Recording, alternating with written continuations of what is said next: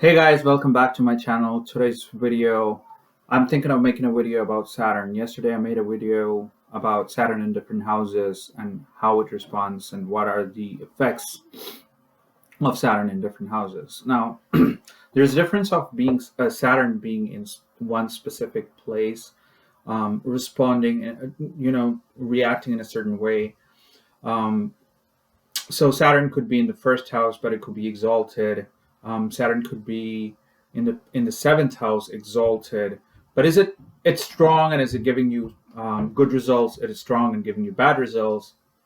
It is bad and giving you good results, and so on and so forth. So there's a lot of permutation combination that goes on with Saturn. And just like any other planet, you have to respond. It responds to energy of other planets, and that's how it works. So we're going to talk more about Saturn today.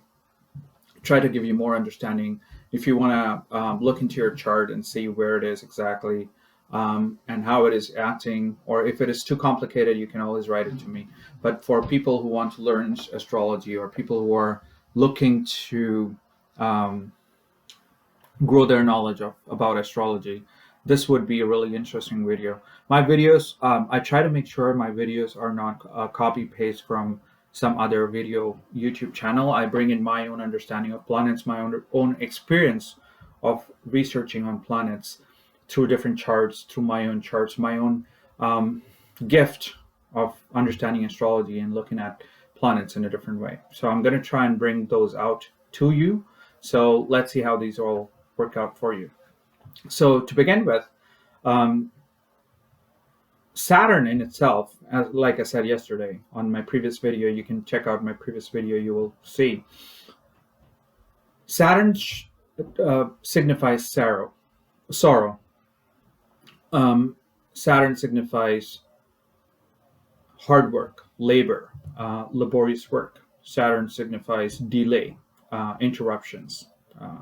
Saturn also signifies something that can be blocked, that is blocked in your chart, or it delays the receipt of good results. It is cold. It is the farthest planet from Sun. It is also old. So Saturn rules primarily the Karaka for which Saturn is. It is the Karaka for 8th house. It is also Karaka for 3rd and the 6th house and the 11th house. Saturn is not considered to be good in the Kendra or Trikona houses. So that is 1, 4, 7, and 10 are your Kendra houses. 1, 5, and 9 are your Trikona houses. Because they're the pillars. They are the pillars of your horoscope. You want good planets to be in your Kendra and Trikona because that way you don't increase your Saturn's power.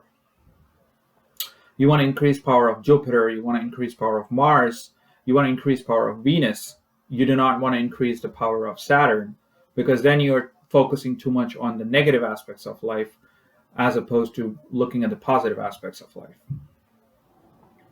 Saturn is cunning. Saturn is politician.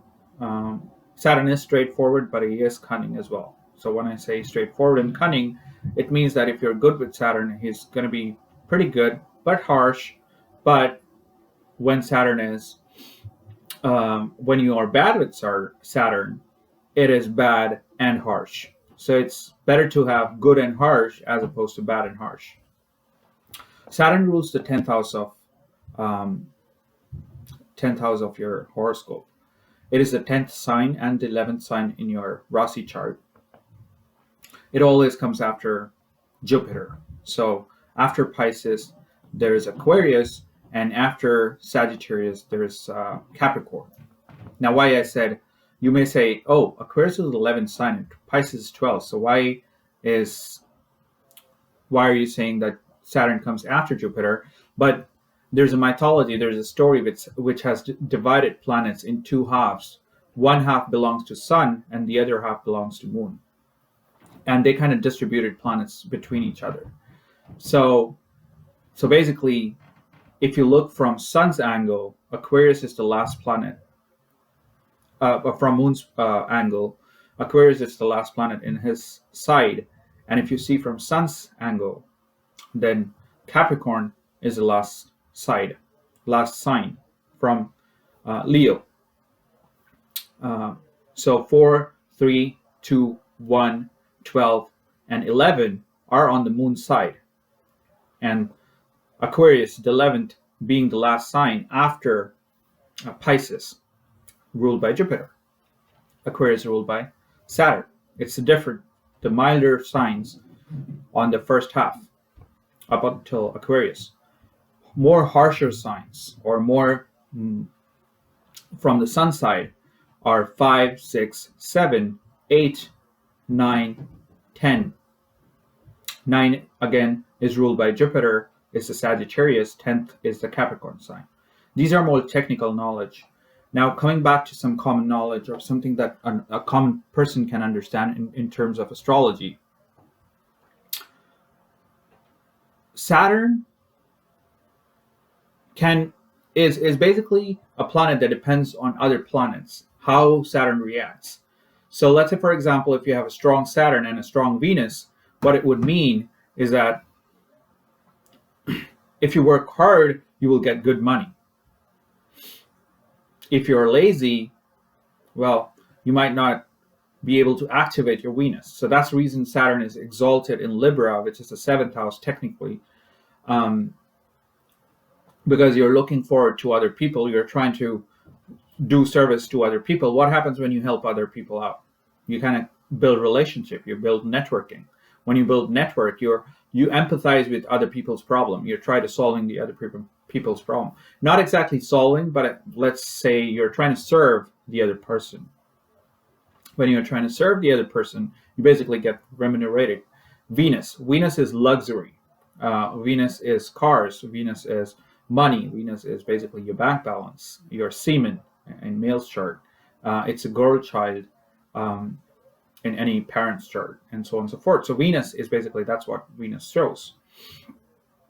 On the contrary, let's say, for example, if you have bad Venus, you work a lot, you work hard, you're mechanical in your work, and you basically do not have much of remuneration. So for example, someone who's a director in a company has lots of responsibilities, a director of human resource or director of mining or so on and so forth, research and development, may have a lot of pressure on him because of Saturn. But at the same time, their remuneration would commiserate. Their remuneration would kind of be the same as their responsibilities. But at the same time, someone who's working in a construction site in a third world country or construction site in a developing country is also working tremendously hard. But his hard work is more laborious, and he's working more. He's doing more physical activity as opposed to someone who is a director of human resource who is doing more thinking work. But at the same time, the difference is that the person who is working in a construction site is working 10 times more probably physical labor, but does not get compensation as director of research and development or director of human resource. So that's the kind of difference between. So that's the reason I said a Saturn could be really strong in your chart.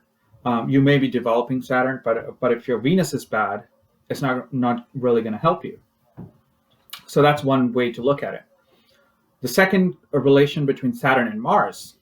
What is Saturn? Saturn is basically sorrow. What is a hindrance, a stoppage, a blockage? What is Mars? Mars is a planet of action. Saturn and Mars are two different planets. Saturn is a businessman. Mars is a person who goes to army. Saturn is thin. Mars is robust. He's more energetic. He's more. So if you see someone who has six-pack abs and someone who is lean, muscular, they would usually have prominent Mars because they go to the gym regularly. They work hard as well. So secondly, the Saturn is a problem. Someone who looks at the problem. Mars is a problem solver. So having said that, having given you the introduction of Saturn and Mars, you have to consider if someone who has prominent Saturn in their chart, but who has a really bad placed Mars. So let's say, for example, if you have a Mars positioned in, let's say, 12th house, it's a waste of energy, a loss of a lot of energy. And you have a 7th placed Saturn or fourth house Saturn in Libra, so it's or in ascendant. You're basically someone who can look at the problem, you criticize the problem, but you do not work on the problem to solve it. I have an employee, I have a colleague at work. She's been in the company for now she's been in the company for 12 years. It's a manufacturing company. She's in the accounting division. She's been in the company for 12 years in the same company. And every time you talk to her, the only thing that she's going to talk about is the company is really bad.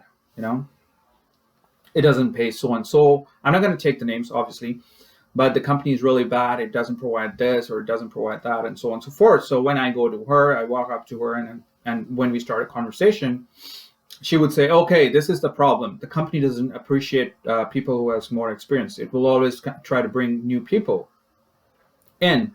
And then I would try to brainstorm her. I would be like, okay, why do you think company does that? What is it that the new people have that the old experienced people don't have? And why do you think they still keep the old people? If they don't appreciate the old employees, then why do you think they keep experienced people in the company? Well, she would say, oh, I don't know. I mean, maybe they don't have an option. They would have to, give big packages and so on and so forth. Then I would say, why would they, so basically there's an interaction where I'm trying to solve a problem. I'm trying to look at the problem and say, okay, this is a problem. How can we solve it? And the other person would be like, okay, there is a problem. There is no solution to it. And that's a problem. That's Saturn energy. And that's the other, what I was trying to do is more like Martian energy.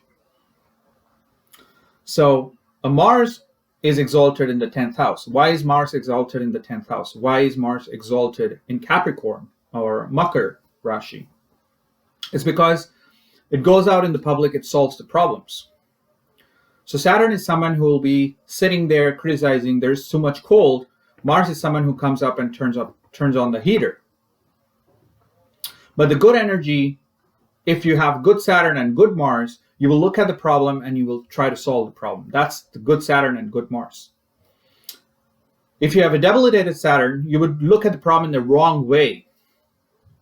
And if you have strong Mars, because you see the problem in the wrong way, you would try to solve it, but it's not going to work because you don't see the problem in the right way. But seeing the problem is Saturn's work. Saturn sees the problem.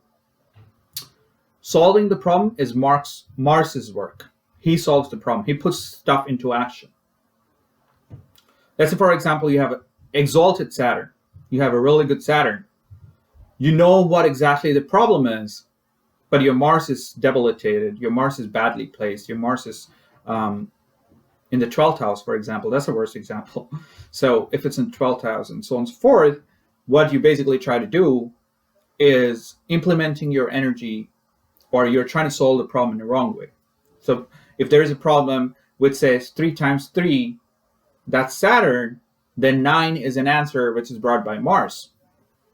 But if you say 3 times 3, which is a right problem, you say, okay, if you solve this problem, you get to the next level. But Mars is like 3 times 3 is 6, because he cannot see there is a sign of multiplication. But he would see that sign as an addition, and he would solve the problem in the wrong way. He's energetic. He's doing the work. He's bringing everything. He's doing the math, everything, but he doesn't see the problem, what it is. That's basically Mars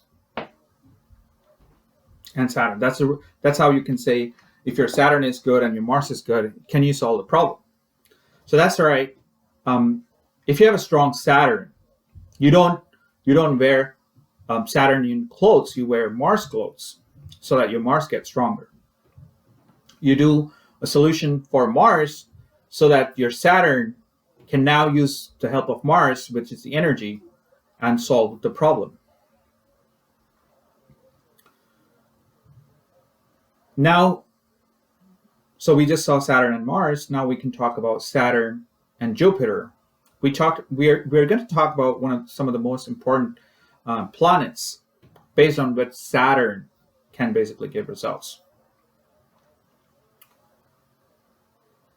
So Saturn and Jupiter. Jupiter is a planet of positivity. planet of expansion. It's the exact opposite of Saturn. Jupiter is the largest planet, and Saturn is the second largest. So basically, you obviously need both. You cannot have just a Jupiter or just a Saturn. You obviously need both. You need a critical view, which is brought by Saturn, and you need an optimism to be able to work on that problem, to be able to overlook that problem, and that's basically your Jupiter.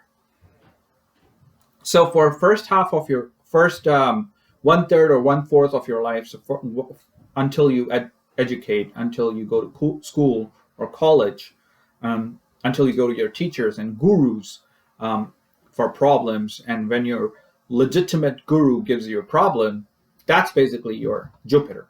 So you go to school, how you perform in school, how are you going to, what are your results are going to be, how do you understand a problem is basically a guru. In a school setting, okay, what Saturn is, it's not your school teacher. A Saturn is your employer. So what happens when you are in 4th grade, you're studying and you make a mistake? Your teacher's going to come up to you and say, you know what, it's wrong. You should do it this way. Do it again. Write 5 times, and so on and so forth. So basically, that's how Jupiter teaches you. How does your employer teach you? So you were late for work, and it's time for increment of salary or performance bonus. Okay, so he's going to come and say, okay, I saw you are an amazing worker. You worked more hours than anyone else. You brought more clients than anyone else. Okay, but because of you coming late to work every single day, we lost 4 clients as well, and these were big clients. So I'm going to punish you. He's not going to literally say that, but he's going to say, okay, I could have given you 30% increment, but instead I'm going to give you 10%. So that's Saturn. That's how it teaches. The problem, so Saturn and Jupiter both are teachers. The 9th house and the 10th house both rule father, okay, in its own ways, and we'll come to that when I'm making a video on Jupiter. But they are both teacher, but employer teaches more practical ways, and it's going to affect us more as opposed to what the Jupiter teaches. So if your Jupiter is really, really good, you would understand problems in school, the literal problems, the problems of spirituality, the religion, the more esoteric problems that really doesn't affect you directly, but it does affect you internally. And if you get good grades in school, your confidence when you come out to work is kind of be at top. You're confident. Like I did really good in school. There was someone to teach me. I can follow the instructions. I can do what they want me to do, and I'm going to be successful in it. Now, what happens when you go out to work? Your Jupiter is gone. You don't go report to the same teacher every day, like for, let's say, for example, the year 1, and then year 2, you go and report to another teacher. Year 3, you go and report to another teacher, and so on and so forth. Saturn is a ruler of 10th house. So when you finish your college, you go out, look for a job, then the teacher that you meet is a Saturn. He's not going to let you go. He's not going to teach you the way Jupiter taught you. He's going to give you some manuals. He's going to say, okay, this is how it works. Go out with this person. He's going to train you a little bit. This person is going to train you a little bit, and so on and so forth. And when you're trained overall, you would see that, okay, this is what is expected out of you. If you fail, if you fall short, depending on your Saturn, your employer, basically, he's going to tell you, okay, this is a problem. This is how you got to do it. If you don't do it this way, you're fired. Or he's going to say, okay, you're going to get a second chance. But eventually, Saturn is more harsh than Jupiter, is what I'm trying to say. So if your Jupiter is great, your Saturn is bad, you would see some people who do amazing in school, in college life, in school life, but they're kind of not that good or not as settled in their employment part. They kind of struggle through their career. At the same time, you would see a last bencher, someone who's always struggled to get good results, good grades, um, would be someone who has a bad Jupiter or a badly positioned Jupiter, and then they would come out and do great in career. They would have their own business. They're doing amazing. They're good with people.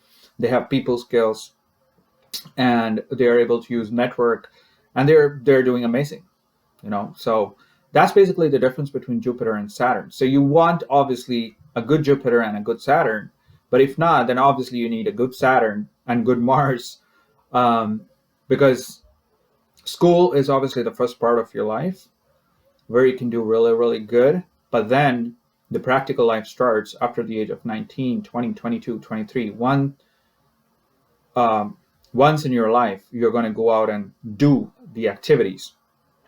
Jupiter, good, would be someone who is really good at telling you what to do.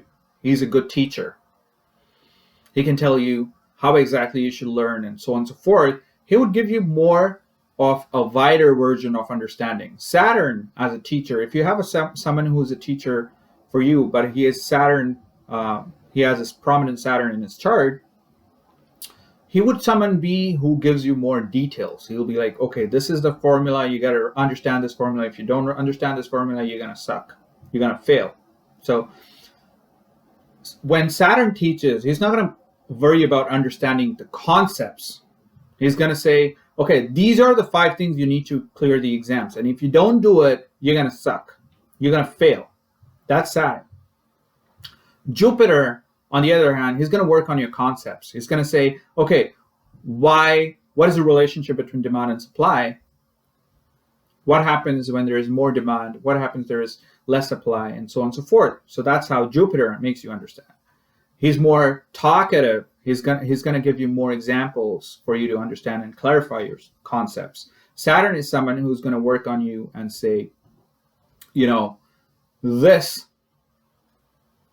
is the map between, this is the graph of supply and demand. And you got to remember, when is there an equilibrium? What is the formula for equilibrium?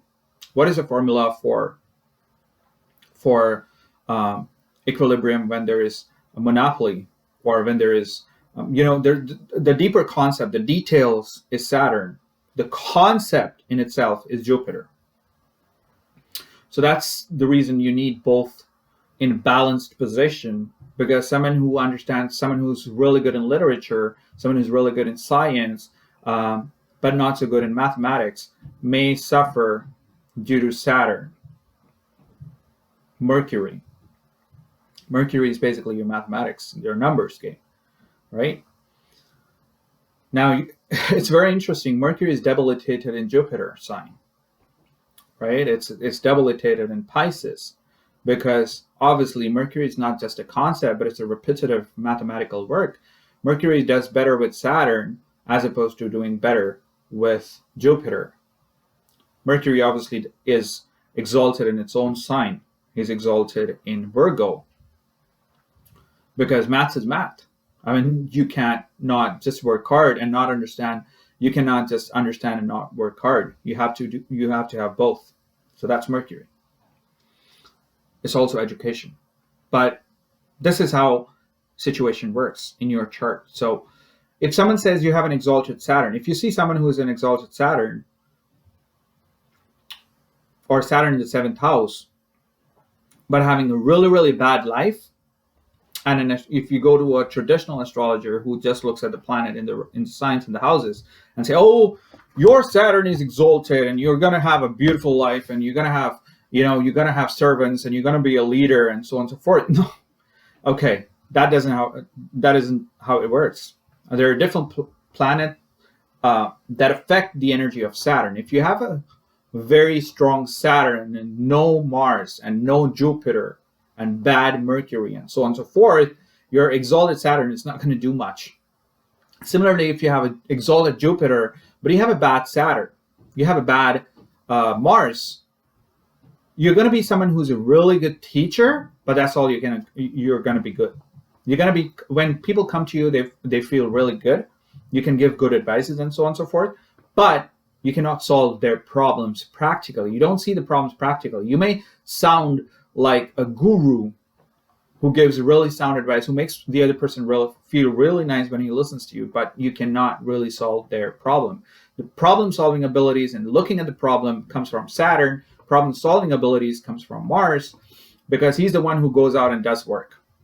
Saturn is the one who's like a critical manager, or he's a critic who would say, this is bad. You have to work on this. I don't like this. And Mars is like, okay, you don't like this? I'm just going to go ahead and work on that. That's the reason Mars is exalted in Capricorn. So that's today's video. If you have any questions about any of your chart or anything like that, please post a comment on the video below. Please like the video if you like it. If you don't like it, you just go ahead and dislike it. There's also more stuff coming out because of the coronavirus thing going on right now. I'm working from home. I have more times on my hand. I only have to work basically 3 days a week. So I'm going to be posting more videos for you, and we'll look forward to it.